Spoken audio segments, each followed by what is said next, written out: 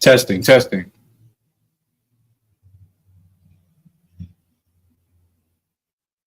Testing, testing. All right, most time Christ. All right, Shalom Israel, Shalom Yabashim Yashab Thumb to the brothers, Shalom Yahweh Shema Al Bashim Yahweh to the sisters. Turn it down real quick. We at the Isupk Israelite School of Universal and Practical Knowledge started out at 1 West 125th Street, Harlem, New York, under Commander General Yohana, and we are not affiliated with any other Hebrew Israelite group. We've been teaching that so-called Blacks, Hispanics, and Native Americans are God's chosen people. We are the true biblical Israelites that the Bible speaks of, and that the white man that, or as you know him, as we know him, I should say, is the devil that the Bible speaks of. All right. So today is Sabbath service. All right. I hope everybody tunes in. Of course, before we get started, if you could please like, share, and subscribe. We got to continue pushing this truth out because we are at war, people. We've been at war for over 4 centuries now. It might not feel like it, but we're at war. All right. So we got to keep pushing this truth out. We got to still save a lot of brothers and sisters out there in the world. All right. There's still a lot of brothers that need to get saved. Still a lot of sisters that need to get saved. Still a lot of children that need to be saved. So let's do our part. Make sure that this truth gets out here. You understand? All right, with that being said, I'm going to start the class. So Maijin, just me up here.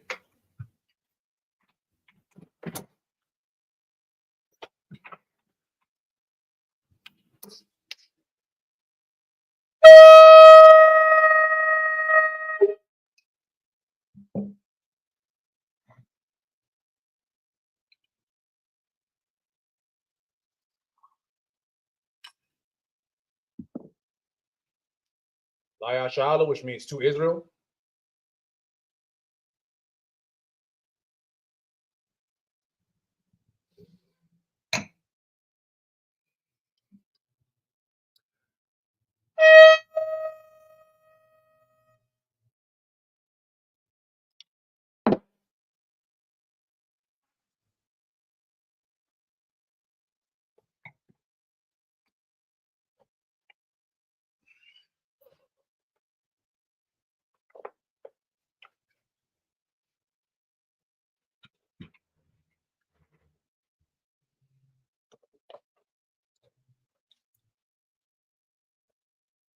Madyam upon Yom Hakwadam, which means to rise or stand and face the east.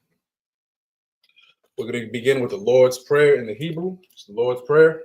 Abanawa, Shabbat Shemayim, Kodash, Ayah, Shemka, Yahweh, Malakavka, Taba'a, Barizaka, Ayah, Aisha, Baradaza, Kawa, Ayah, Bashemayim, Nathalanawa, Wakam, Call, Yawam, Wasalaknawa, Kabawatnawa, Kasalaknawa, Kabawatinawa, Wala'a, Bayanawa, Bansaiwan, Abor, Abshainawa, Mayan, Rai, Kaya, Laka, Hamalakwa, Wa'ala, Walapara, Laulamian, Aman.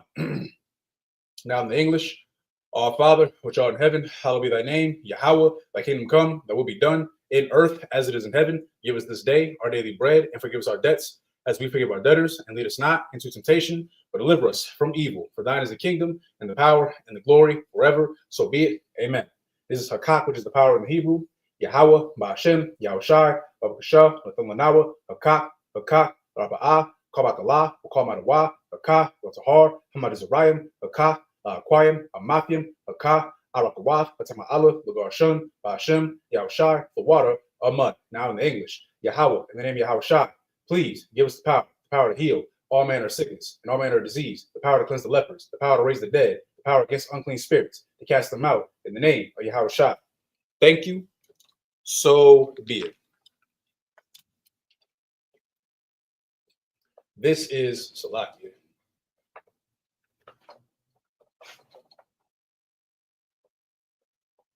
This is blessed Israel in the Hebrew. Yahweh, Ba'ashem, Yahushai, Barak Lanawa, Wayasha'ala, Waha, Bayath Saparium, Barak, Ba'ashem, Yahushai, the water, Aman. What we just said was, Lord, in the name of Yahushai, bless us and Israel and the school in the name of Yahushai. Thank you, so be it. This is Psalms 121 in the Hebrew. Asha'ah, Ayanya, O, Ahorim, Mayan, Yaba'ah, Azoya, Azoya, Ma'aim, Yahweh, Aisha, Shemayim, Waradza, Bayatan, Amawat, Wagalka, all Yanawam, Shamarka, Hana, La'ah, Yanawam, Wala'ah, Yeshun, Shamar, Yasha'ala, Yahweh, Shamarka, Yahweh, Tizalka, Oyad, Yimka, Yawamam, Ashamash, La'ah, Yaka, Bayarak, Balayala, Yahweh, Ashamarka, Makal, Rai, Yashamar, Atmapashka, Yahweh, Yashamar, Hizafka, Waafka, Maita, I will love. Now in the English, I will lift up my eyes to the hills. From whence cometh my help? My help comes from the Lord, which made heaven and earth.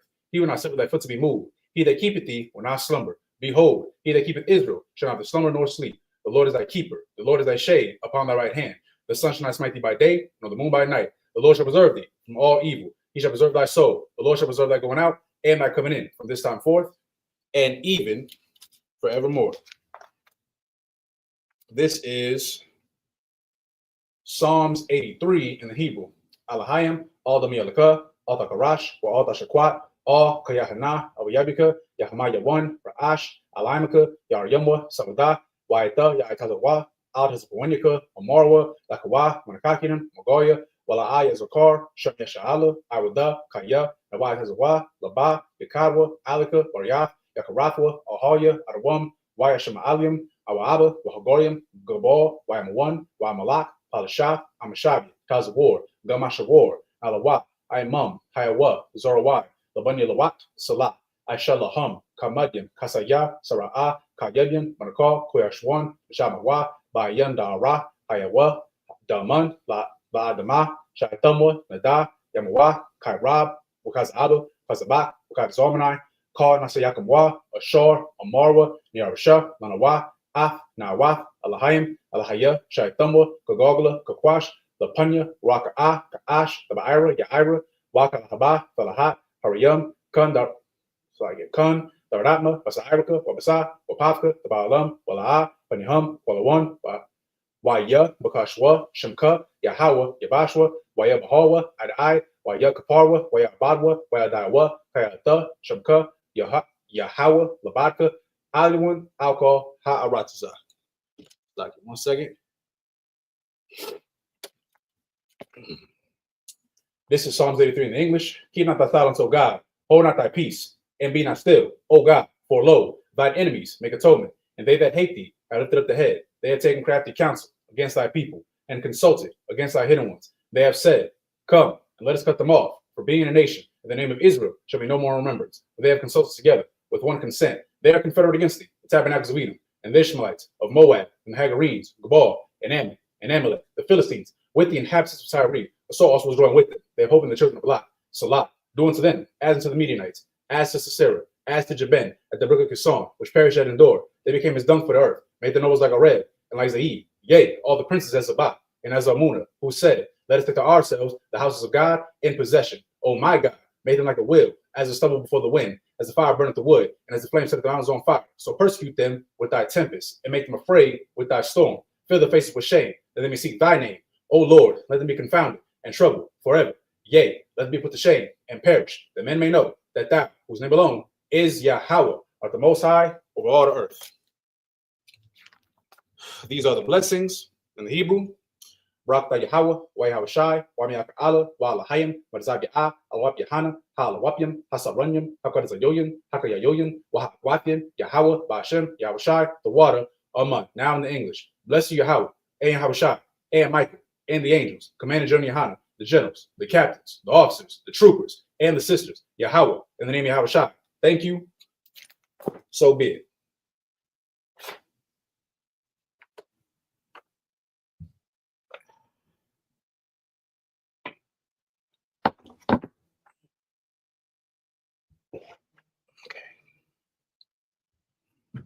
All right, you may be seated.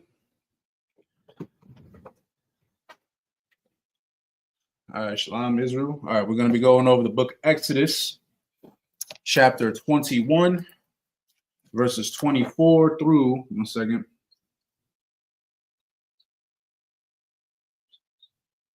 24 to 30 in the Hebrew, and get the breakdown in the English. So this is book of Exodus, chapter 21, verse 24 in the Hebrew.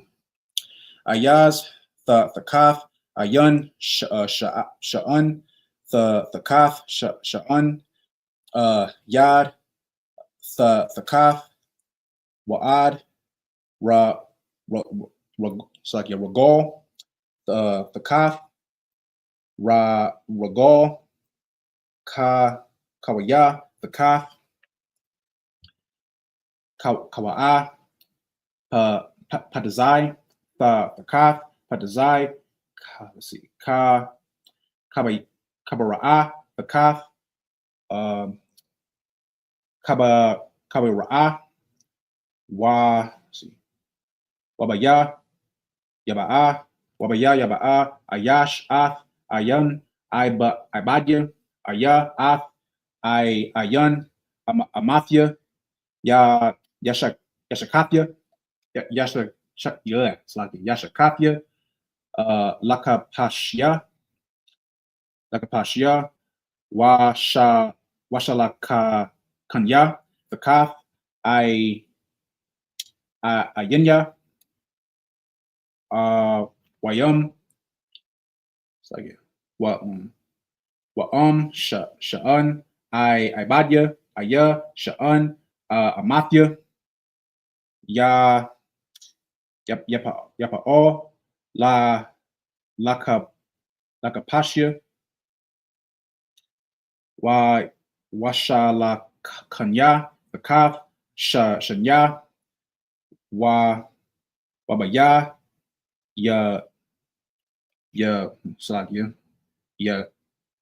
gach, shara'a, ayash, aya, asha'a, wamath, takwa o,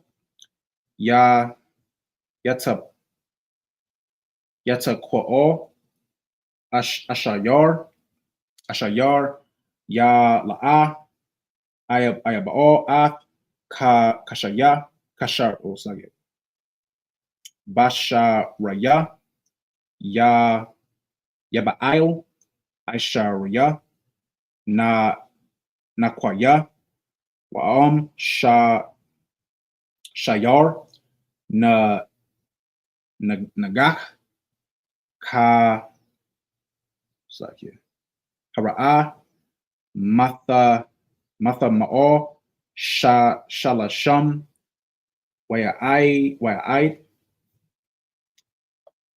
kaba'ai laya, yala'a, washamaranya, wayamaya, ayash, aya, asha'a, hasha'ayar, yatakwa'o, wagum, ka'ai laya, wayamath, last verse,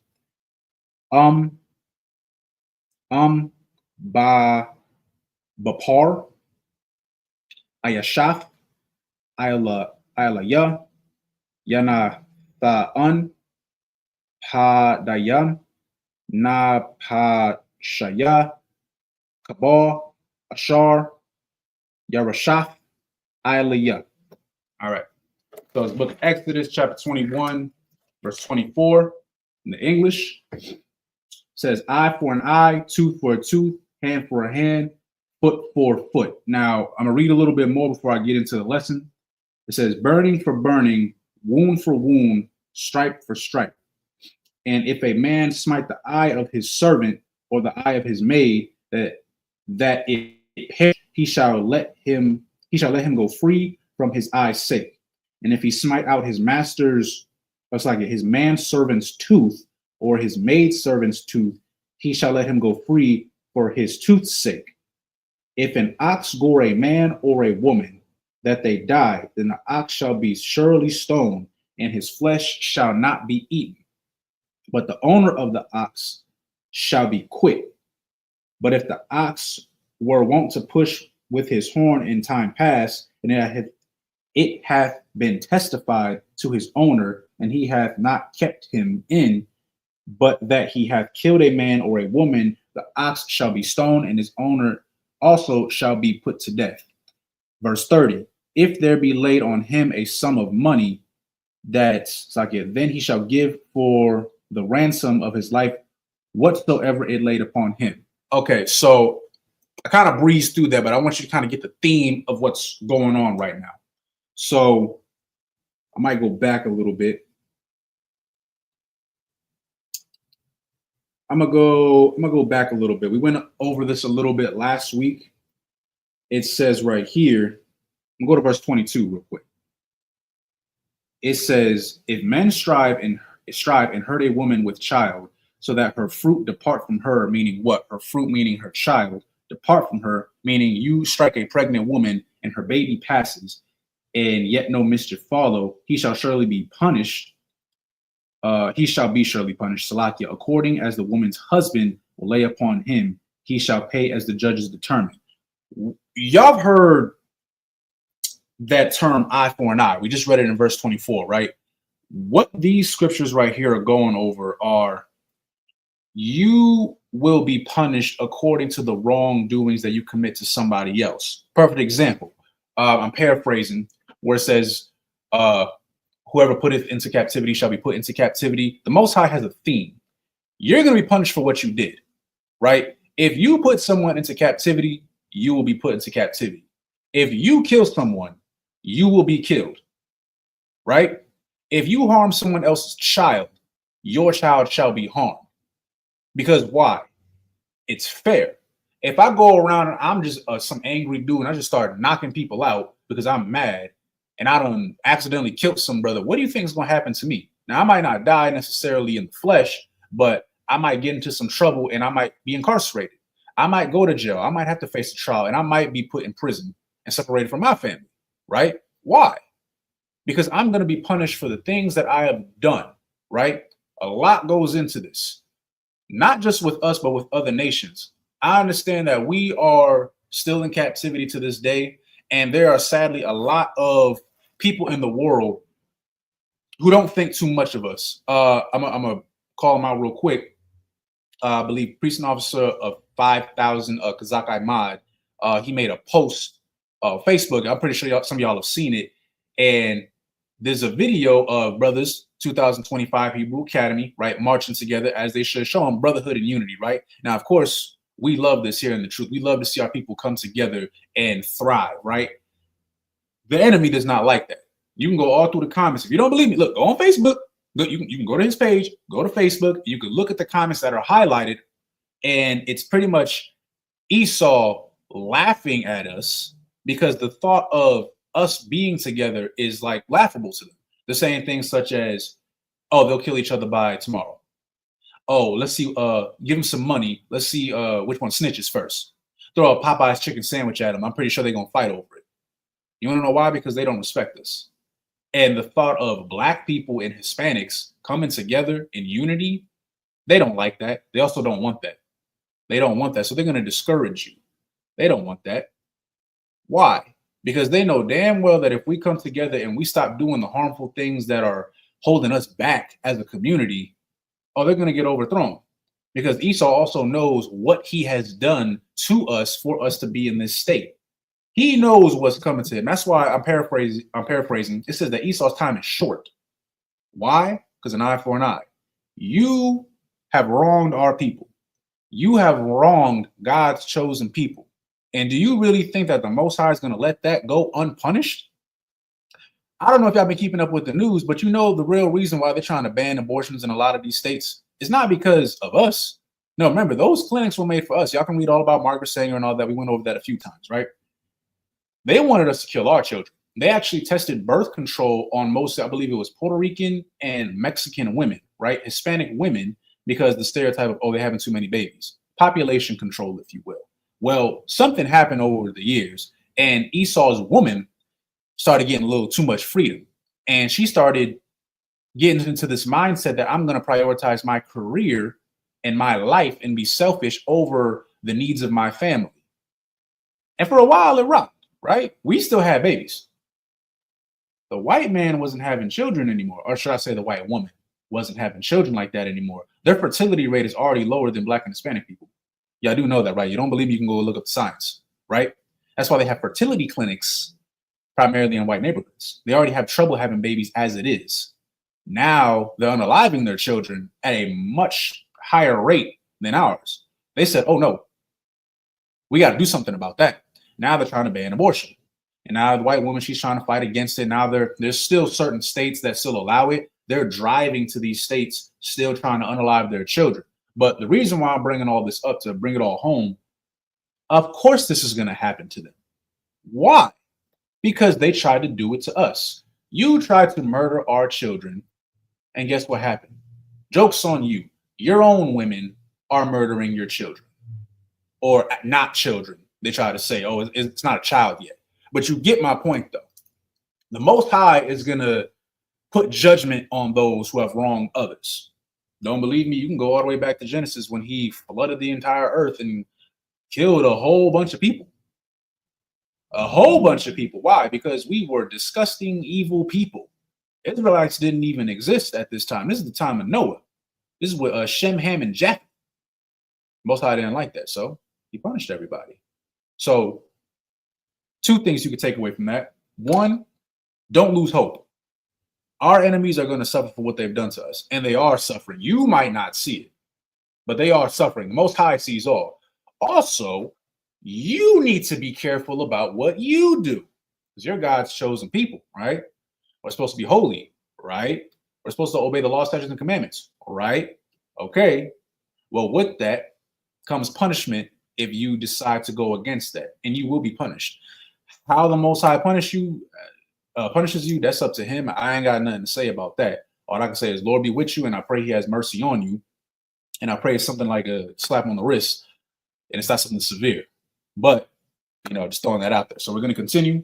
We're going to go over the book of Exodus, chapter 21. We'll start at verse 31 to 22 and 1. All right, this book of Exodus, chapter 21, verse 31. Ayah ba'an yagak ayah bath yagak kamashapat. Yeah, kamashapat. Haza'ah wa'aisha like la'an ibad yagak ashayar ayah ama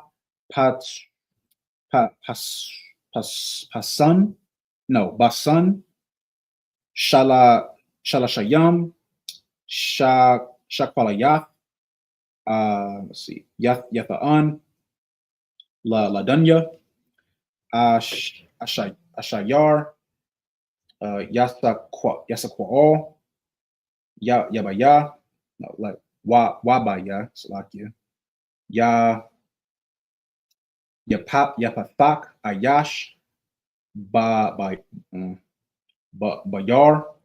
ayah baya yabara'ah ayash let's see, ba'ar yala'ah wabasanya yanapal shama shayar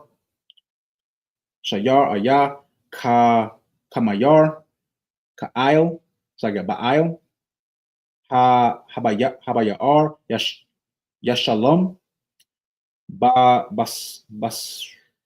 basa'an yashayab laba'ailaya wa ma'ath yahaya laya wabaya yagun shayar ayash shayar let's see, ra'ahaya yamath let's see, wama bayar hayar haya yakatazaya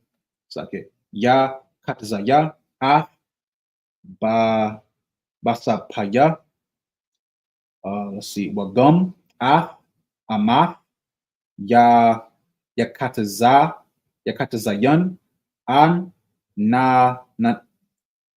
nayandat na yadai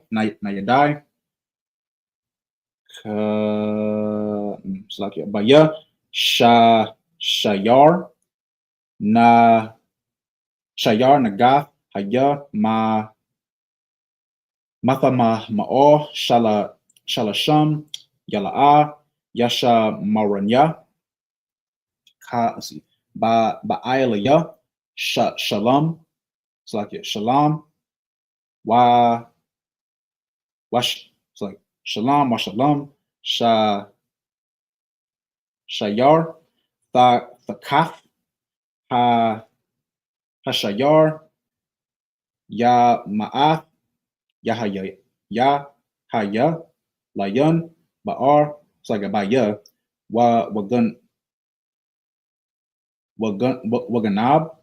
Ayash. Shayar. Aya. Sha'a. Yata bakaya aya mabaraya let's see ka masha'a bakwa'ar waya shalom thakaf ha shayar wara waraka'ai taza'un thakaf Hasha'a kama Slakia Bamaka Ya'af Yamataza'a Haganab Waya Ba'a Yamath Ayun Layun Damayun. All right. So this book, Exodus chapter 21, verse 31. Whether he have gored a son or have gored a daughter, according to this judgment shall be done unto him. So go into this, right? This kind of goes more, okay, this goes with what I was saying before, but now we're talking about the ox, meaning what? The ox is owned by someone, right? So we read a little bit of that. I'm going to go back a little bit. It says, but if the ox were wont to push his horn in time past, and it had been testified to his owner, and he hath not kept him in, meaning what? Your ox has done something that is bad. It has harmed someone, and it has been testified to his owner, meaning his owner was made aware about what happened. Let's say you got a dog, right? We can relate to this. Let's say you got a dog, you got a pit bull, Rottweiler, whatever. You have some type of animal, right? A pet. And let's say you do not control your animal. Right? You have a dog that is not trained and it just does whatever the hell it wants. You're not controlling your dog. Your dog gets out, bites someone's hand off. Right? Now, what is being said is, let's say somebody comes to you and says, hey, your dog got loose. You need to control your dog because your dog just harmed somebody. Right? Meaning what? It was testified to his owner. And he hath not kept him in, meaning what? You did not control your dog. You did not correct your dog's behavior. You didn't do something about what your dog did. Remember, you are the owner. You're in charge. So what that dog does reflects on you. But he hath killed a man or a woman, the ox shall be stoned, meaning what? Your dog now gets out again, bites somebody's neck, and now they're dead, right? Now your dog killed somebody. But he hath killed a man or a woman, the ox shall be stoned, and his owner also shall be put to death. Meaning what? You gonna suffer for what your animal did because you're in control of your animal. Now, that might sound a little bit extreme in today's age, right? Nowadays, you'll hear more so like your dog will be put down, right? If your dog is just out here doing whatever. But someone has to die because a life was taken or somebody is harmed. Y'all seen like them stuff where like them dogs be getting out of control because the owner don't want to tame them, and they get out into like a playground or something and they maul some kid's face. Guess what happens? They usually put the dog down. Now, they ain't necessarily gonna kill the owner. That's not really a thing nowadays. But back then, that's what would happen. It's like, oh, you're not controlling your beast. Okay, your beast is gonna die and you're gonna die because you are in control of that beast. You did not tame them. And because you did not take control, somebody lost their life. An eye for an eye. That's what's happening, right? So we're going to fast forward, go back to verse 31. Whether he have gored a son or have gored a daughter, according to this judgment shall it be done unto him. If the ox shall push a manservant or a maidservant, he shall give unto their master 30 shekels of silver, and the ox shall be stoned. Meaning what? You're going to be paid, right? If the ox, he shall be give unto their master, meaning if you harm somebody's servant back then, right? Guess what? Now you owe that owner money, and your ox is going to die. It's fair. What we're reading right now, it might sound harsh to some people, right? This is fair. This is fair, right? Nowadays, under Esau's control, life ain't fair for us. I forgot who it was. I think it was Brock something. This was like years ago. Young white boy. I think he was about to go to college, or he was like in the early stages of college. Young dude, right? Well, he got caught red-handed sexually assaulting a girl in an alley. Like, he was caught in the act. There was no like, oh, we suspect, or they needed to get like a rape kit or something. No, he did it. They caught him, right? Do you want to know what happened to him? For time's sake, he did not go to jail. The judge actually said, we don't want to ruin his future. This is I'm gonna just say, this is a rapist, and he just got away with violating some girl. What do you think he's gonna do when he goes to college? What do you think he's doing now?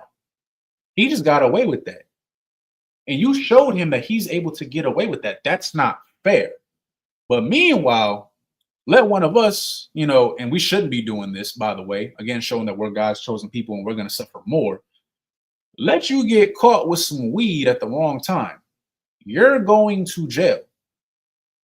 Let somebody walk in front of your car while you're driving, you're going the speed limit, and some drug addict walks in front of your car. You don't see them. You hit them by accident. You get charged with manslaughter. It was an accident, right? You're going to jail. Sister says, Slakia, sir, how are these laws implemented today with Israel? I know they are not done away with, but how do they stand, Slakia, if my question is not clear? No, your question is clear, sis. So how these, okay, kind of going to what I'm talking about, right? We're in captivity now. There is no fairness with us. Kind of what I'm talking about right now. There was a white man who committed sexual assault to a woman. He got away with it. You get caught with contraband, you're going to jail. Shouldn't it both be fair? He's a sexual deviant. All right, he's a rapist. He should be put in jail, right? Depending on the crime, I know some states they still do like the electric chair and stuff. But meanwhile, we go to jail for something less. We go to prison for something less. That's not fair. So during times today, kind of going back to what I was talking about as far as the ox, right? If your dog gets loose and mauls somebody, you're not necessarily going to die. That's just not how today's laws work. However, what could happen is your dog is going to get put down. So somebody's life is still going to be taken. It's just that somebody happens to be the dog because your dog mauls somebody. So what these scriptures are talking about is the Most High is implementing laws or ways that are fair unto Israel. If we were in rulership, these laws will be implemented. This is what would happen. But fairness is not really implemented with us today because Esau's in control. If that makes sense. I hope that makes sense. That's a good question. Let's see. Let's go to verse 33. And if a man shall open a pit, or if a man shall dig a pit and not cover it, and an ox or an ass fall therein, meaning if you dig a hole and somebody's animal falls within there, right? The owner of the pit shall make it good and give money unto the owner of them, and the dead beast shall be his. Meaning what? Kind of going back to the fairness, right? You did something, you harmed somebody else's animal, right? Let's just say hypothetically, let's implement it into today. Let's say you're driving and there's a dog, he's on a leash or whatever. I don't know. I'm using dog because that's like usually the common pet that most people have. And let's say, I don't know, you were drinking and driving. I don't know. You hit a curb, you swerved over, they were on the sidewalk, you ran into the owner's dog, killed the dog, right? You did something that was wrong. And because of that, an animal lost its life. It's only fair that you pay the owner, right? I think that's fair. You should do so. You should give money to the owner. It's kind of like, I don't know if insurance is the right word. Like if somebody hit your car and you got insurance, like they got to pay up unless they did a hit and run. We all know how that goes, but that's kind of what it is. My whole point is this is talking about being fair. The Most High is fair. And I want y'all to understand that, because when certain things happen to you, let's be real, I'm not around you all the time. You're not around me. But the angels is watching you. You know if you did something wrong. You know. Most High knows. So he might give you a punishment, and then you might be wondering, damn, why is this happening to me? This isn't fair. It is fair. It is fair. Perfect example, if you are a chain smoker and you smoke cigarettes and do God knows what else, and you get lung cancer and you say this isn't fair, it is fair. You're a chain smoker. You're polluting your body. Of course you're gonna get cancer.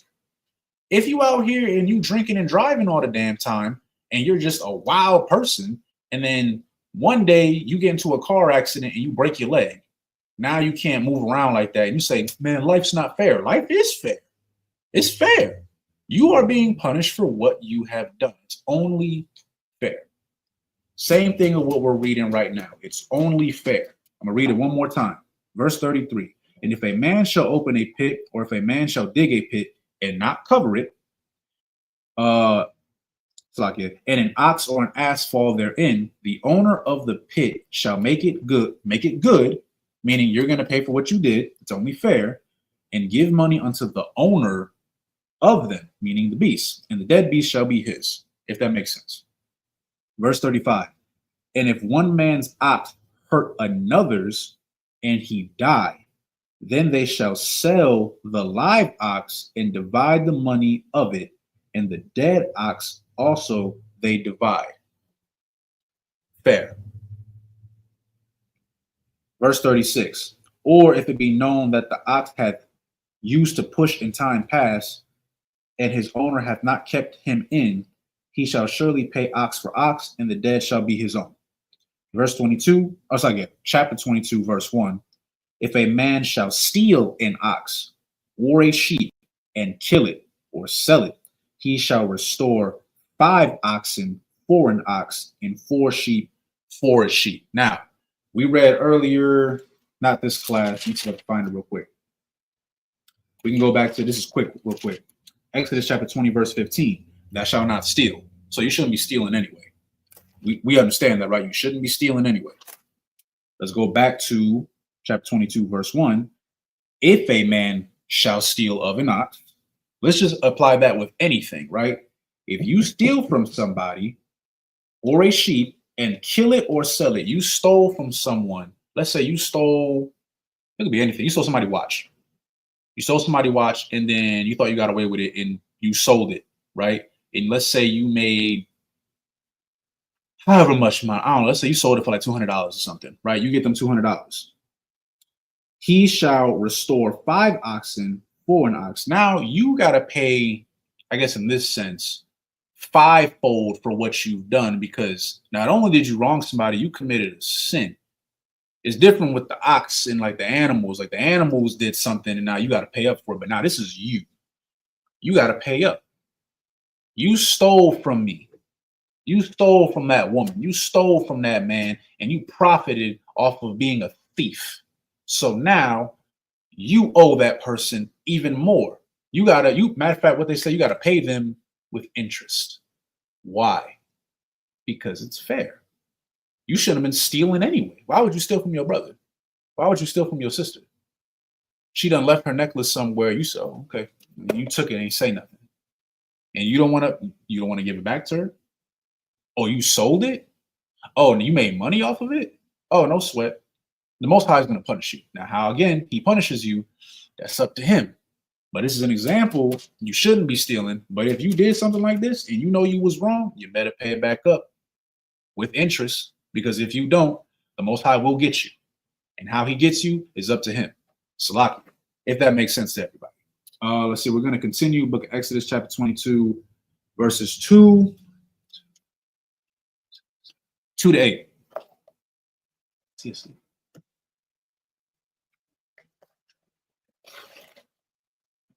This is the book of Exodus chapter 22, verse 2 in Hebrew. Let's see. Zaraka'ah, Hashamash. Hashamash, Alaya, Damayam, Laya, Shalom, Yashalam, let's see, Ayan, Laya, Yana Ma Ba'ar, Ka, what's that again? Baganya Banya, Bathya, Hamatazar, let's see, Hamatazar, Thamatazar, it's like Bayadaya, Haganya, Haganaba, Mashayar, Aid, Kamayam, Aid, Sha'a, Kayam, Shanayam, Yashalam, Kaya, Yaba'ayar, Ayash, Shada'a, Aya, what's that here? Bara'am, Yashalak, Af, Ba'ayar, Ba'ayara,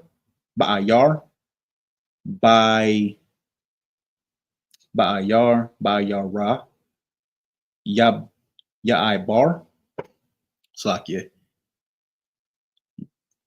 Yaba'ayar, Slakia, Ka Mashada'a, Aka'ar, Ma'ai Ta'ab, Shadaya, Ta'ab, Slakia, Ya Mayatab, Ramaya, Yashalam, Baya, Tataza, Ash, Yamataza, Kwatazayam, Yana Baal, Gadayash, Aya, Hakwama'a, Aya, Ashadaya, Shalom, Yashalam, what's like,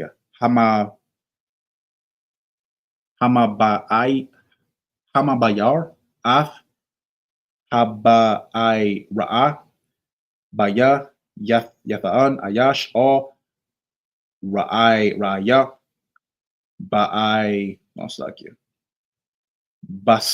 Basan, Ayan, Balayam, Lasha Ma'ar, Waganab, Mabayath, Hayash, Yamataza, Haganab, Yashalom, Shanayam, verse 7, La'a, Yamataza, Haganab, Yana Kwara'ab, Ba'il, Habayah, or Halayam, La'a, Shalak, Yada, Malaba'ath, Ya'atn, Ra'ain, last verse, I'll, Ba'al, Dabar, Pasha'ai, I'll, Shanya, I'll, Abara'ar, I'll, Sha'a, I'll, Shalama'a, I'll, Ba'al, Shamada'a, Ashar, Amar, Baya, so I get Haya'a, Za'a, Aid, Ha'alahayim, Yama'a, Dabar, Shanyaham, Ashar, Rasha, Alahayim, Yashalam, Shanyam, La Ra'aya. All right. This book, Exodus chapter 22, verse 2. If a thief be found breaking up and be smitten that he die, there shall no blood be shed for him. So I move that one time.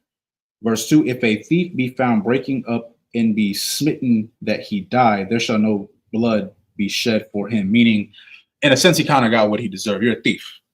You're committing a sin. You're a thief. You suffered for what you did. There will be no blood shed for you. If the sun be risen upon him, there shall be blood shed for him, for he should make full restitution. If he have nothing, then he shall be sold for his theft. Verse 4, if the theft be certainly found in his hand alive, whether it be an ox or an ass or sheep, he shall restore double. Meaning, if you stole and you end up getting caught with whatever it is that you have, let's say you stole a watch, kind of going back to what I said before. Okay, you got caught with that watch.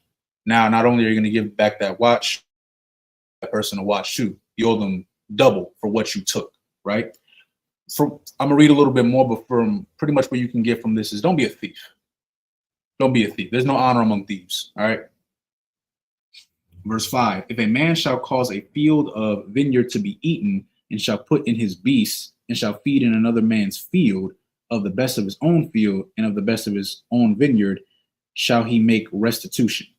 If fire break out and catch in thorns, so that the stacks of corn, or the standing corn, or the field be consumed therewithin, he that kindled the fire shall surely make restitution. If a man shall deliver unto his neighbor money or stuff to keep, and it be stolen out of the man's house, if the thief be found, let him pay double. Verse 8, last verse, if the thief be not found, then the master of the house shall be brought unto the judges to see whether he have put his hand on his neighbor's goods. All right, so let's continue. Verse 9 to 15. Book of Exodus, chapter 22, verse 9. Baya Yatha'an, let's see, Ayash all Ra'ai Ra'ahayar, Kama Ra'ar, Aya Shara'ar, Aya Sha'a, Ya Yaba'al, Kama'a, Lashamar, Ya Yamath, Ayar, I was like Aya, it's like it. Nashaba'ar, Aya, Nashaba'a, Ayaz, Ra'ah, Shaba'ith, Yahweh, Thahaya, Ya'an, Shana, Ba'a, Shalak, Yada'aya, Kamala Ba'af, Ra'ai, Yala Kwa'ach, Ka'ai Laya, Yala'a, Yashalam, Wayam Ganab, Yaganab, Ma'ai Maya, Yashalam, Ba'ai La'a,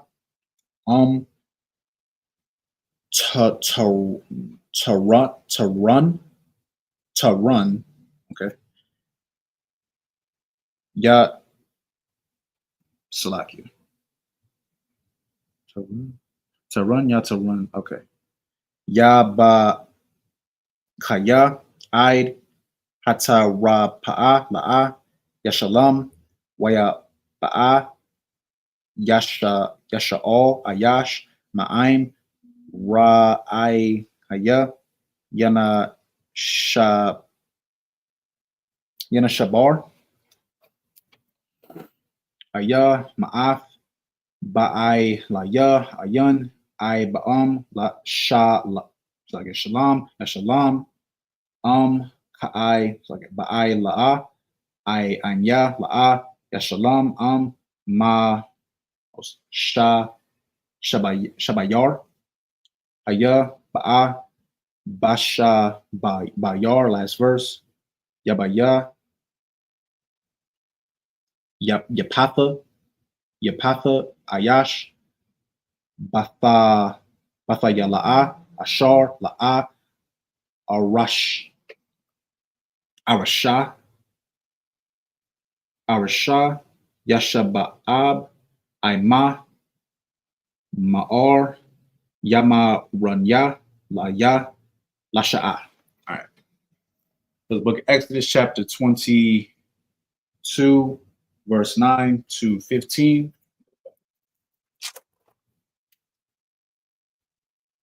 For all manner of trespass, whether it be an ox, for ass, for sheep, for raiment, or for any other manner of lost thing, which another challengeth to be his, the cause of both parties shall come before the judges, and whom the judge shall condemn, he shall pay double unto his neighbor. This is okay. What's it? Slakia, sir, could you explain Exodus 22 and 3 a little more? Is this saying if it's daytime and the thief is killed, then the person who killed him has to pay with his life? Let me go back. It said 22 and 3. If the sun be risen upon him, there shall be blood shed for him. For he shall. I don't think that it means if like he's killed in the daytime, but I feel like I don't have the proper answer for you. I might have to talk to another brother, talk to a brother above me to get you the proper answer. But I don't think it's about the daytime though. That's a good question. I'll get back to you on that one.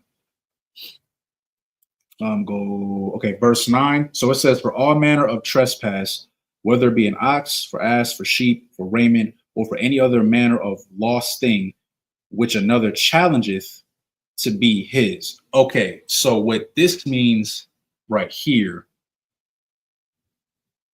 let's say there is a pair of shoes. Two brothers are claiming that those are his shoes. We don't know whose shoes they are, right? But they're both claiming that they're their shoes. Obviously, somebody lying. So what's going to happen is, or for any other manner of lost thing, which another challengeth to be his, the cause of both parties, meaning both of them, shall come before the judges, and whom the judges shall condemn, he shall pay double unto his neighbor. Kind of like a trial. Like, okay, you saying this is yours, you saying this is yours. Okay, well, we're going to need some evidence to prove whose it is. And obviously somebody lying. It can't be both of y'all's. So whoever they find out, okay, this is yours, this brother was lying, he shall pay double unto his neighbor. Now, not only is he going to get the shoes, you kind of owe him something too. Like, come on, like in a sense, that's kind of thievery. Like you're trying to take what's his. You don't do that, right? Verse 10, if a man deliver unto his neighbor an ass or an ox or a sheep or any beast to keep, and it die, or be hurt or driven away, no man seeing it, then shall an oath of the Lord be between them both, that he hath not put his hand on his neighbor's goods, and the owner of it shall accept thereof, and he shall not make it good. Meaning, if I give you a gift and something happens to that gift, I don't know, got you a shirt or something, the shirt ends up getting ruined. All right.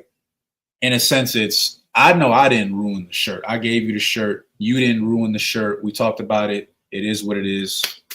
There's nothing to be owed because there was no wrongdoing. You know, sometimes things just happen, right? That's all that means. Verse 12. And if it be stolen from him, he shall make restitution unto the owner thereof. Meaning, okay, it was stolen. You know, he's coming to me like, oh, like something happened to the shirt that you gave me. We're going to try to work it out. Like, I don't know, maybe I'll try to get you another one, whatever, but he's, you know, we'll work it out. Verse 13, if it be torn in pieces, then let him bring it for witness, and he shall not make good that which was torn, meaning like you're showing the evidence, like something happened to the shirt. Here you go, like that's all that really is. Verse 14, and if a man borrow aught of his neighbor, and it be hurt or die, the owner thereof being not with it, he shall surely make it good. Meaning, if I borrow something from you, let's say you gave me like a camera, right? This is your favorite camera. And let's say, oh, Slakia, sir, I needed this camera to take pictures, whatever, right? I take the camera. Sadly, it's in my care. I end up messing up the camera, right? obviously it's his camera. He didn't mess it up. I messed it up. So the honorable thing to do would to be to fess up. I'm not gonna blame somebody else. I'll go to the owner. Say, Slaggy, sir, I had your camera, this, that, and the third happened, but it was in my care. If I need to, I'm gonna make it good. Meaning what? I'm gonna talk it over with that brother. Maybe I'll go half with him to get a new camera. Maybe I'll get him a new one. I'll give him something to compensate, for what was done to it, right? Again, all these scriptures that we're reading, they're not really, all scriptures are deep, but the theme of all the scriptures that I'm reading you is keeping it fair. The Most High is strict. The Most High can be a terrible God. He can also be a merciful God, right? Everything that has been done to us as form of punishment is only fair. The Most High got us out of Egypt. We went against him. We wanted to worship a golden calf. We tried to worship Moses at one point, right? It's only fair that we suffer some form of punishment. The Lord told you, brothers, that you could have multiple wives of your tribes, women of Israel. You decided that you wanted to get women from other nations. You chose to sleep with white women, Asian women, Middle Eastern women, African women, whatever, right? It's only right that you get punished, right? Solomon had everything that he ever wanted, and he still wanted something outside. So it was only right that he lost the kingdom. Samson wanted to go sleep with Philistinian women. Even his own father went up to him, and I'm paraphrasing, said, "Don't you want a woman of your own nation?" He wanted a Philistinian prostitute. That's what she was. Sadly, that brother died. It sounds sad, right? You don't want to see your people suffer for what they're going through. But then you have to look at it like, well, what were they doing for them to be in the position that they're in right now? That's one thing we got to learn, right? We got to learn to take accountability for our actions. You can't sit here and be on drugs and you're not getting your life together, but then you want to blame everybody else. How's that fair? You're being punished for what you've been doing. It's only fair, right? I'm going to keep saying that throughout class because the Most High is a fair God. You wondering why you're going through what you're going through? It's probably because you deserved it, right? And if you're doing something good, you're probably going to get rewarded. Now, when you get rewarded, hey, look, don't rush the Most High, but you're going to get rewarded. And you got rewarded. Why? Because you did the right thing or you've been doing well. So it's only fair that you get your reward. I hope everybody understands that, right? Let's go last verse, verse 15. But if the owner thereof be with it, he shall not make it good. If it be an hired thing, it came from his hire. Meaning, if I borrowed something from the brother, but the brother's here, we're both using it, but for whatever reason, like, I don't know, maybe he knocked it over or something, right? We're both using it. It's not necessarily in my care. I'm not gonna, out of the spirit of brotherhood, I might help him get a new one, but like, it's not my fault, if that makes sense. So I'm not owed, or it's like he's not owed from me to make it right because I did not necessarily wrong him. But out of the spirit of brotherhood, you should still, like, if you can't help out the brother. That's all that is. All right, we're gonna go to verse 16. Let's see, verse 22. So I get verse. Exodus chapter 22, verses 16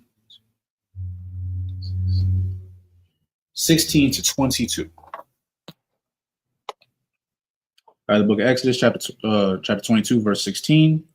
Ma'an, ya ma'an, aba ya'a, lafa la'a. Oh, it's like la ya, my son. No, basan, Salakia. Yasha Kwa'o Ba Ma'ar Hamatha La'af Ba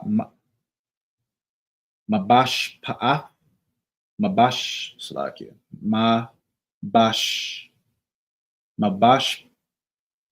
Pa'a La'a Thaka Ya'a Ba'al Shabab Ain Ba Ma'a Mayaf Ya Ma'af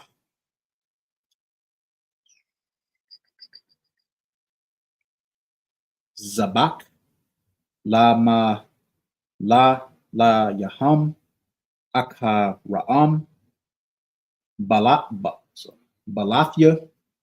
La Ya'ah,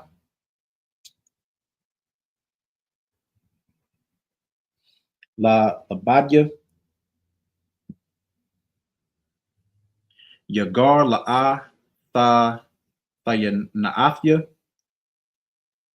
Yala'ah, Atha Katazan Ya'ah, Baya, Gorayum,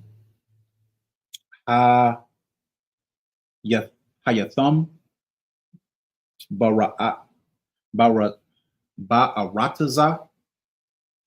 Matazarayim,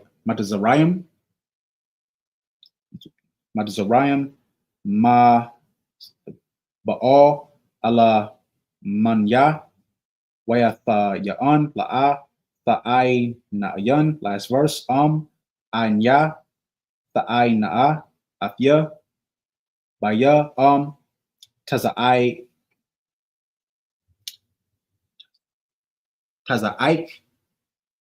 Ya Taza'aik, Alya, Shamai, Ashamai, Ashamai, Taza'ai, Quathya. All right, this is the book of Exodus, chapter 22, verse 16. Some of you might have heard this before. And if a man entice a maid that is not betrothed, I think I asked this last week. I haven't asked any questions this class, so I'll ask this one. This is easy. What does betrothed mean?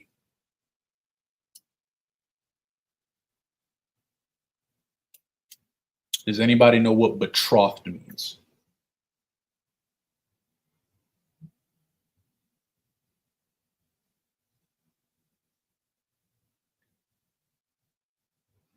That's not married. That's not okay. You're close. So I'm gonna read it one more time. And if a man entices a maid that is not betrothed, meaning she's not what? You're like really close. Not necessarily married. I see some people putting it in the chat. I'm gonna ask you, okay. I don't want to say it, but I'll give it. She's not necessarily married, but she doesn't blank to a brother. She's not, but there you go. Belong. Okay. Belong, promise to, or engage to, promise to. Y'all are all correct. All right. Everybody's correct. When it says, and if a man entices a maid that is not betrothed, meaning she's not promised to or belongs to another man, meaning she's single, right? And what does it mean entice? Y'all heard this scripture before. It says, if a man entice a maid, so if a man entices a woman who is single, what does he mean entice? What is he doing? Think black, like, and brothers, y'all should know this one. You see a sister, she's single, you're enticing her. What are you doing?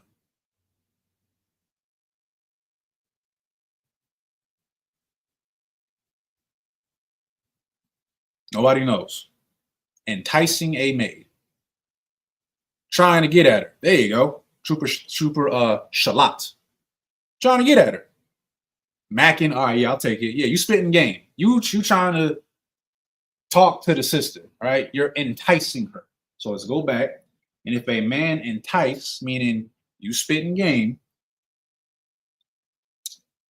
entice a maid that is not betrothed, meaning you're speaking to a single woman, you trying to game her up and lie with her. I'm pretty sure we all know what that means. You lie with her, you lay with her, you've had sex with her, right?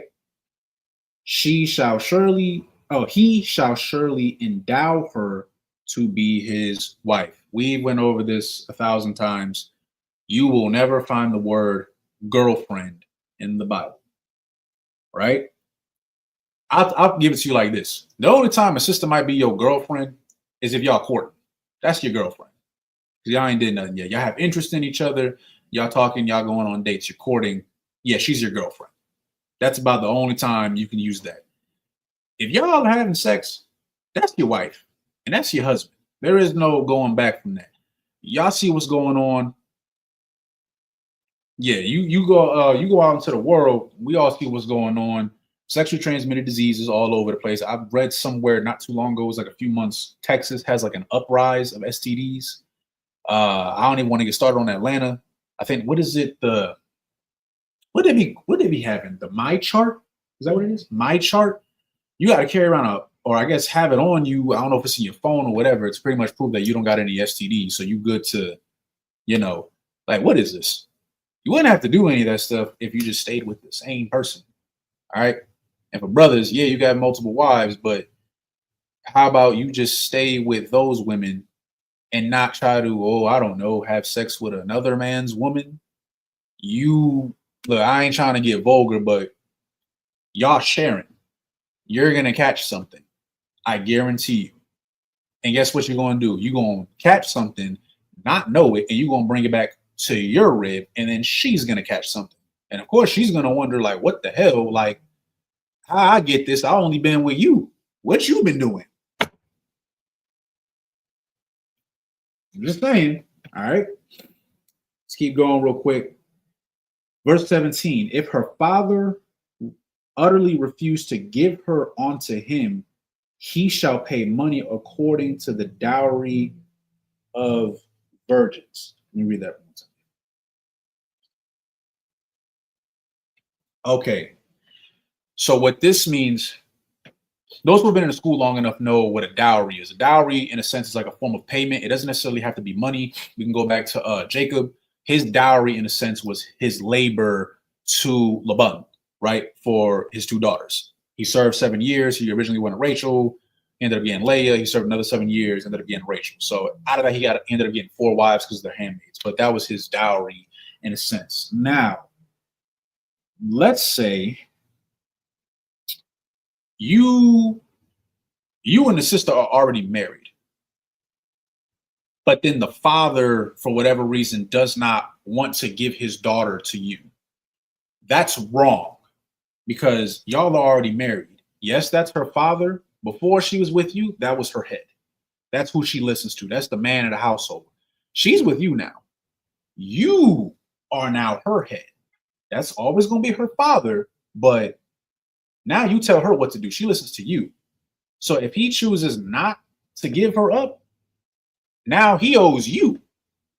He has to give you a dowry now because that's wrong. In a sense, that's almost like allowing your daughter to sin because she's already laid with this man and you're like, oh, no, you can't be with him. It's too late. They already been together. All right. And look, maybe they didn't get to wait the full 6 months or whatever and they did what they did. Okay, fine, whatever. But that's still his wife. You can't withhold that from him. And you're doing her a disservice because if she had sex with that man and you choose to not let her, I'm gonna be real with you. You could choose all you want. I'm saying right now, that brother, that's his wife now. He gonna fight you on that.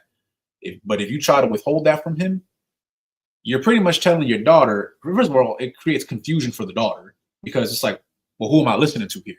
You've been telling me my whole life, this is my, if I get married, this is the man I'm supposed to be listening to, but now I don't listen to him. I listen to you.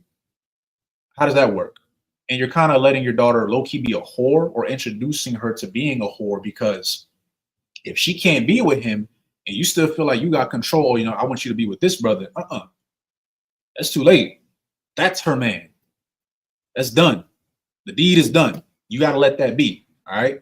So don't do that. That's unbrotherly. All right. Now let's see. We're going to keep going. Verse 18.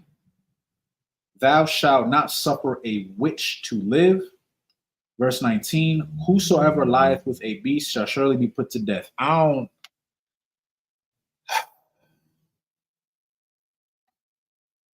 going to just keep it real with you. If you're sleeping with animals, you're going to die. I'm just going to keep it like that. That's disgusting. That's what white people do. That bestiality. Like, y'all ever see, like, okay, let me put a picture for you. Again, showing the spirit of Esau. I don't know if y'all know much about, like, I think it's Greek mythology or Roman mythology. There are stories of, like, the gods coming down and, like, having sex with an animal and then like a hybrid comes out or something like that. That's in their spirit. Or I don't know, like if y'all ever look up like certain European statues, if you pay close attention enough, some of them it'll be like an animal, but it's like a naked white dude, and you don't think in that moment like, wait, what is that? Because like you might not think nothing of it. That's their spirit. They like to have sex with animals. All right, you don't do that. You're disgusting. I don't know if y'all heard them stories about Shalom on Christ. I don't know if y'all heard them some stories about them white women who be having dogs. You get where I'm going with this? That still happens. I've heard of that happening at my school when I was in high school. Like that's, yeah, I've heard of that. It's nasty, okay? And they're probably going to catch something. Probably why you shouldn't be sleeping with them. Just kind of throwing that out there. But again, if you're having sex with an animal, you're going to die. I don't know. Yeah, Zeus was clapping everything. Yeah, you know what I'm talking about. Yeah, sexual witchcraft. Yeah, it's disgusting. Like, it's just nasty. Like, just that better not ever cross your mind. If that crosses your mind, I suggest you seek counsel immediately. Immediately, because I don't want you doing something that you're gonna regret, because you will regret that. That's nasty. All right, we're gonna keep going. All right, verse 20. He that sacrificeth, I cannot talk right now, unto any god save unto the Lord only, he shall utterly be destroyed. Going back to thou shalt not serve any other gods before me, paraphrasing, don't serve other gods. Plain and simple, right? They got a god for everything nowadays. All right. You don't believe me? Esau worshipped something. They worship Zeus and Hades and Poseidon and Hermes and Artemis, and y'all probably wondering what the hell am I talking about? Those are their gods, Roman gods, Greek gods. That's what they worship. The Asians, the Japanese, they got a god for everything. They got a mythical beast for literally everything. Chinese, they got their gods. Middle Eastern, they got their gods. Let them have their gods. You don't serve their gods. If you're being a sexual deviant, you know who you serve? You serve Zeus.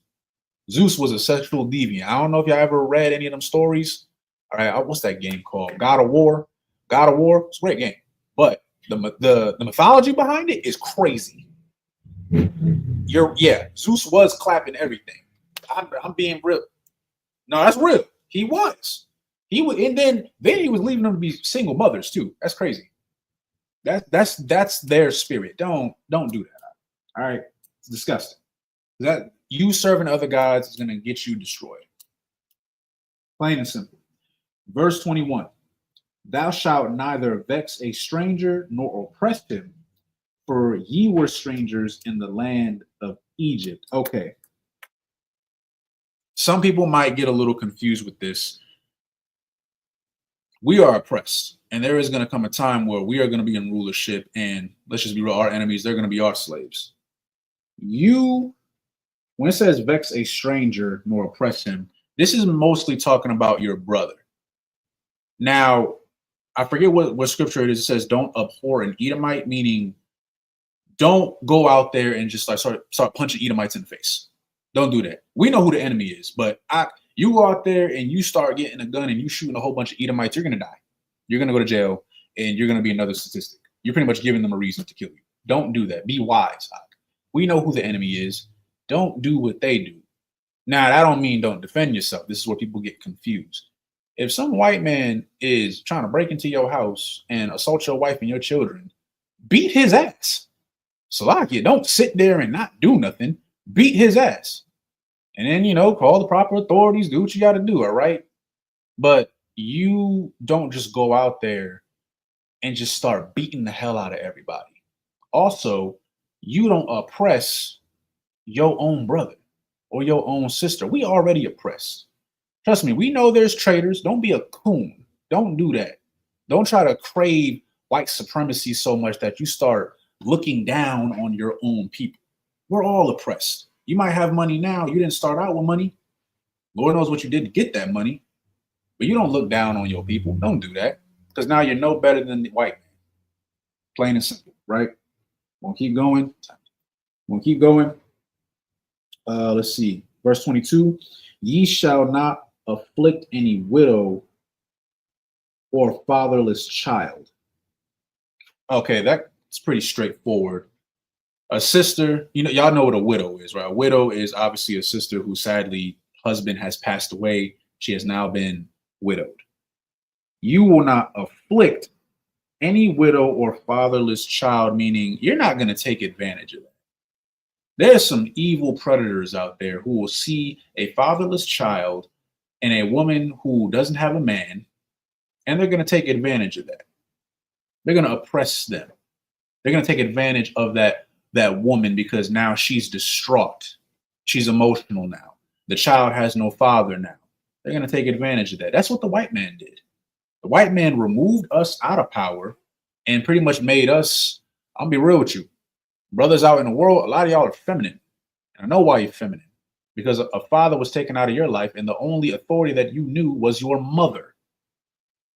I'm not saying that a woman can't raise children, but you need both in the household because what's going to happen? Boys need to learn how to be a man. If he has nobody to teach him that, guess what? He's just going to be a male version of his mother. A woman, she can be emotional. She can be emotionally distraught. She can react to certain things. I'm not saying it's right, but she's a woman. She can do that. You, Akim, you're a man. You're supposed to have things in order. You can't get mad at everything. All right. We talk a lot about sisters who may run their mouth in the world. You want to know what's worse than that? A brother who can't keep his hands to himself. That's even more dangerous because you could actually hurt somebody because you're emotional, because that's all you ever know in your entire life. The white man knows that. So now you got all these emotional, feminine men in the world. And when I say feminine, I'm not saying necessarily you got to wear a rainbow. It's deeper than that. You could be a big, strong brother. You might have a wife. You might have kids, but you're emotional. You can still like women and be emotional. You're dangerous. You can't control your emotions. How are you expected to check a woman if you can't check yourself? You can't check yourself. How are you going to check your kids? They need somebody they got to look up to, right? My point is the white man knows this. That's why he removed us. And now he's painted this image of so-called Black and Hispanic men that we don't have our stuff together. Our women can go out into the world and they can get the bag by themselves. They don't need a man anymore. They're the bosses. They can be masculine. I'll tell you right now, women don't want to be masculine. They've been brainwashed to be that way, but a lot of sisters don't want to be masculine. You are sweet and delicate and you want to be taken care of, as you should. But sadly, the world told you, oh no, you got to be the man of the household now. Because that's all you ever known. And now some of y'all don't know how to be feminine. It's hard now. It's hard to submit when all you've been told your entire life is you're in charge. You got to do this. You got to do this.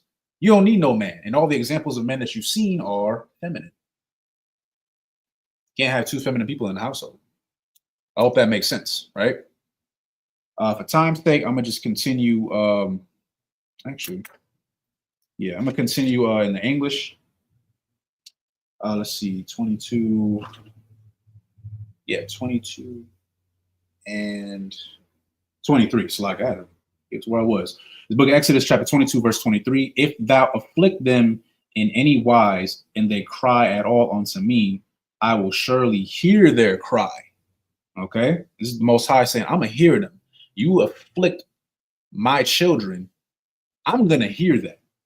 And my wrath shall wax hot, and I will kill you with the sword, and your wives shall be widows, and your children fatherless.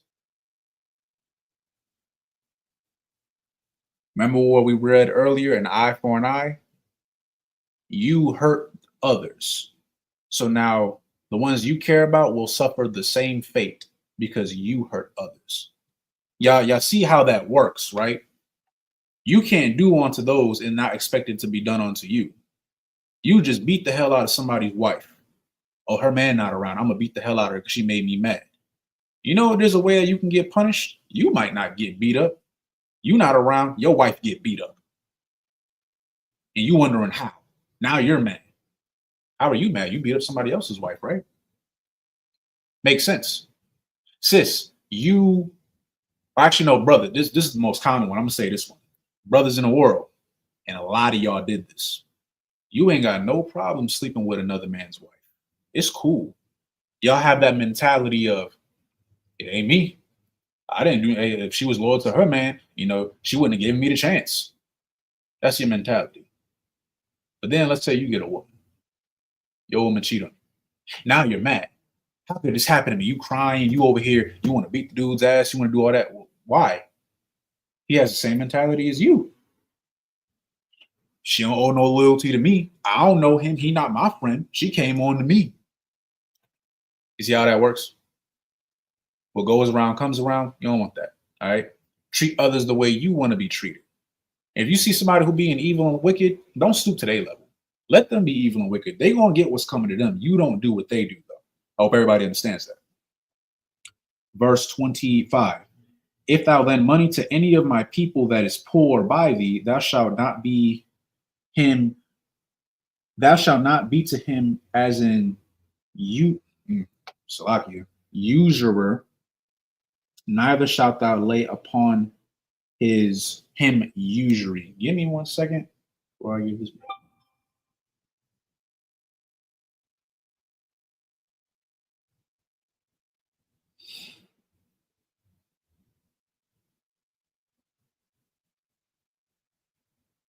Okay. So it says, if thou lend money of any of my people that is poor by thee, thou shalt not be to him an usurer, neither shalt thou lay upon him usury. So usury is the illegal action or practice of lending money at unreasonably high rates of interest. Pretty much don't con people. You got bread, you lent it to the poor, but now you're trying to exploit them. Don't do that. You know who does that? The white man. He does that. You don't do that. Verse 27. I said 26. Slack you. If thou at all take thy neighbor's raiment to pledge, thou shalt deliver it unto him by the sun goeth down. For that is his covering only, it is his raiment for his skin, wherein shall he sleep. It shall come to pass when he crieth unto me that I will hear, for I am gracious. Thou shalt not revel the gods, nor curse the ruler of thy people. You're not going to harm your own people, all right? Thou shalt not delay to offer the first of thy ripe fruits and of thy liquors. The firstborn of thy son shalt thou give unto me. Likewise shalt thou do with thine oxen and with thy sheep. 7 days it shall be with his dam. On the 8th day thou shalt give to me. Verse 31, and ye shall be holy men unto me, neither shall ye eat any flesh that is torn of beasts in the field, ye shall cast it to the dogs. This is the book of Exodus chapter 23. Thou shalt not raise a false report, put not thine hand with the wicked to be an unrighteous witness. Meaning what? Thou shalt not raise a false report. Don't lie on somebody, and more so, don't spread rumors. If you don't know something, shut up. Just shut up. Salakia. I don't want to hear, oh, I heard such and such did this, and then you running around and telling everybody, oh, I heard this sister did this. You ain't got no proof. No, nothing. I heard this sister kissed another man. You ain't see nothing. And then you just run around spreading this rumor about this sister. And of course, you dead wrong. You over here besmirching her name. What she do to you? That's evil, right? Thou shalt not raise a false report. Put not thine hand with the wicked to be an unrighteous witness. Meaning what? Don't bear false witness. Thou shalt not follow a multitude to do evil. I'm going to read that one more time. Thou shalt not follow a multitude to do evil. Neither shalt thou speak in a cause to decline after many to wrest judgment. Just because everybody out here is doing drugs doesn't mean that you should follow them. I read something, I think it's 75, it's around 75% of people, like human beings in general, have what they call a herd mentality, meaning all these people are doing this, so I'm gonna do it too. Like, think about it. You might be walking, everybody's running this way. You might not even think, you're just gonna start running that way. It's a herd mentality. sometimes having a herd mentality can be a bad thing because, again, if everybody else is smoking weed, don't mean that you should be smoking weed. Just because everybody else, all these sisters in the world, they might cheat on their man. That don't mean that you cheat on your man. Just because this brother is a drunkard and he's violent and there's a whole bunch of them, that don't mean you got to be like that. It doesn't matter if there's evil in quantity. It's quality over quantity. Like real quick, the brother Elijah. Elijah, if y'all just to give y'all a brief history on that, was put between I believe was around 300 or 400 false prophets who worshiped Baal, and he was the only man who still worshiped the Most High, and he challenged all of them. This is only one priest, but there was a multitude of evil. He still fought against it, and guess what? He proved that his God is real and theirs is, well, false. But he could have been a follower and said, oh, well, I mean, there's 400 followers of Baal, so I might as well do what they're doing, right? Don't do that. Let's see, verse 3. Neither shalt thou countenance a poor man in his cause. Neither shalt thou countenance a poor man in his cause. Give me 1 second. I want to make sure I say this correctly.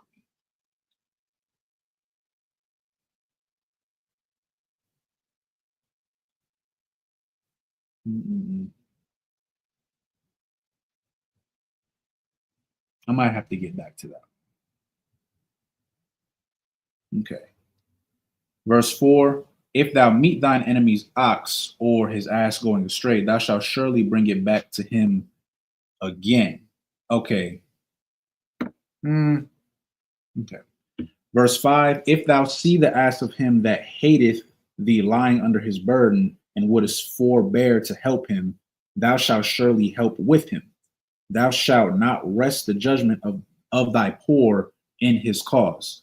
Keep thee far from a false matter, and the innocent and righteous slay thou not, for I will not justify the wicked. Meaning you always be righteous. You always be righteous. Don't worry about what everybody else is doing, right? And thou shalt take no gift, for the gift blindeth the wise and perverteth the words of the righteous. Also, thou shalt not oppress a stranger, for ye know the heart of a stranger, seeing ye were strangers in the land of Egypt. Kind of what I explained before. You know what it's like to be oppressed. Do not oppress others. Verse 10. And let's see. In 6 years thou shalt sow the land, and shalt gather in the fruits thereof. Verse 11. But the 7th year thou shalt let it rest and lie still, that the poor of thy people may eat, and what they leave the beasts of the field shall eat. In like manner thou shalt deal with thy vineyard and with thy oliveyard. Verse 12. Six days thou shalt do thy work, and on the 7th day thou shalt rest. For instance, Sabbath, we gave that breakdown. That thine ox and thine ass may rest, and the son of thy handmaid and the stranger may be refreshed. And in all things that I have said unto you, be circumspect, and make no mention of the name of other gods, neither let it be heard out of thine mouth. 3 times thou shalt keep a feast unto me in the year. Thou shalt keep the feast of the unleavened bread, which we just honored recently. Thou shalt eat unleavened bread 7 days, as I command thee, in the time appointed of the month Abib, for in it thou camest out of Egypt, and none shall appear before me empty. Verse 16. And the feast of the harvest, the first fruits of thy labors, which thou hast sown in the field, Slakia, and the feast of ingathering, which is in the end of the year, when thou hast gathered in thy labors out of the field. 3 times in the year all thy males shall appear before the Lord God. Thou shalt not offer the blood of my sacrifice with unleavened bread, neither shalt the fat of my sacrifice remain unto the morning. The first of thy fruits of thy land thou shalt bring into the house of the Lord thy God. Thou shalt not seethe a kid in his mother's milk. Behold, I send an angel before thee, Salakia, to keep thee in the way, and to bring thee into the place which I have prepared. Again, referencing there's always an angel over us, even if you can't see them. They can see you though. Beware of him and obey his voice. Provoke him not, for he will not pardon your transgressions, for my name is in him. Verse 22. But if thou shalt indeed obey his voice and do all that I speak, then will I be an enemy unto thy enemies, and an adversary unto thine adversary. Meaning what? Being fair. You follow the Most High, he'll be there for you. Paraphrasing, there's a scripture where it says that God does not hear sinners. A lot of us in the world, bad things will happen to us. And the first thing we want to do is we want to pray unto the Most High. Sad part is, Lord don't hear you. He don't hear you because you're a sinner. All right. How can he sit here and be there for you when you haven't been there for him? Again, being fair. But it says right here, verse 22, but if thou shalt indeed obey his voice and do all that I speak, that I will be an enemy unto thine enemies and an adversary unto thine adversaries. The reason why Esau is winning, the reason why these other nations are over us is because we don't serve God. It's that simple. Because if we all serve God the way we were supposed to, we'd be on top. We wouldn't have to worry about all this other stuff. But we have to worry about it because we're still being disobedient. We still want to serve them. We serve these other nations. That's why they have rulership over us. Y'all do understand that, right? Because you want to do what the white man does and you want to follow him, that's why he's over you, because that's who you worship. That's who it is. I know they got black people in Japan. You worship Japan. That's why they're over you. We got black people in China. They're over you. Black people in the Middle East. They're over you. That's what happens. Whoever you choose to serve, they will be over you. So how about you serve God so that you can be over everybody else? Because that's all that matters. It's a lot. Verse 23. For mine angel shall go before thee and bring thee in unto the Amorites and the Hittites and the Perizzites and the Canaanites, the Hivites and the Jebusites, and I will cut them off. Thou shalt not bow down to their gods, nor serve them, nor do after their works, but thou shalt utterly overthrow them and quite break down their images. I hope that makes sense. Verse 25, and ye shall serve the Lord your God, and he shall bless thy bread and thy water, and I will take sickness away from the midst of thee. There shall nothing cast their young, nor be barren in thy land. The number of thy days I will fulfill. Verse 27, I will send my fear before thee, and will destroy all the people to whom thou shalt come, and I will make all thine enemies turn their backs unto thee. And I will send hornets before thee, which shall drive out the Hivite, the Canaanite, and the Hittite from before thee. I will not drive them out. I will not drive them out from before thee in 1 year, lest the land become desolate and the beasts of the field multiply against thee. Verse 30. By little and little I will drive them out from before thee until thou be increased and inherit the land. Okay, well, you can get from that right there. That kind of goes back to what happened in Egypt. The Lord is not going to make it happen automatically.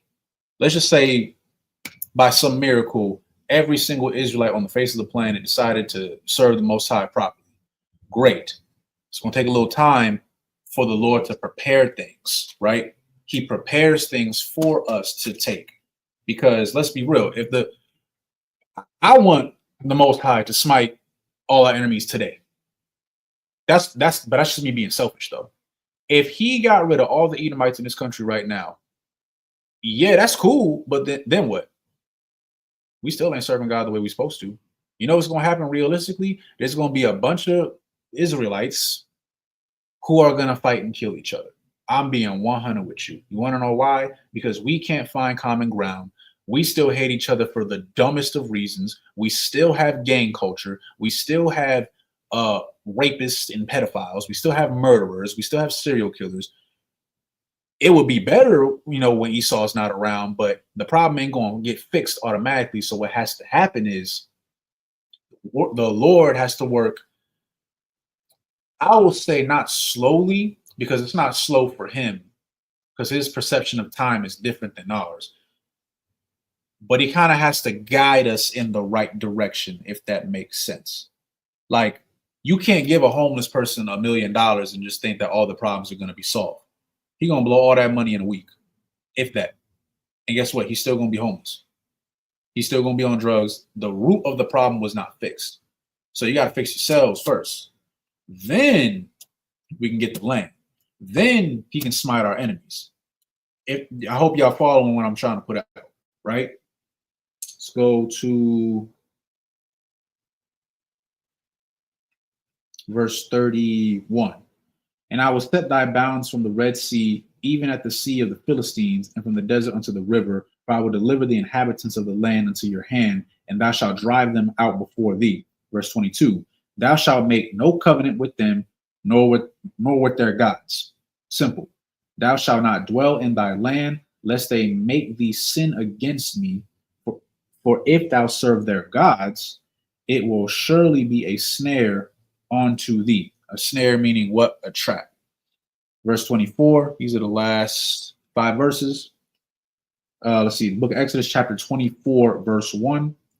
And he said unto Moses, come up unto the Lord, thou and come up unto the Lord, thou and Aaron, Nadab, and Abihu, and 70 of the elders of Israel, and worship ye afar off. And Moses alone shall come near the Lord, but they shall not come nigh, neither shall the people go up with him. And Moses came and told the people all the words of the Lord and all the judgments, and all the people answered with one voice and said, all the words which the Lord hath said we will do. So we made a promise. We said we're going to do what the Lord tells us to do.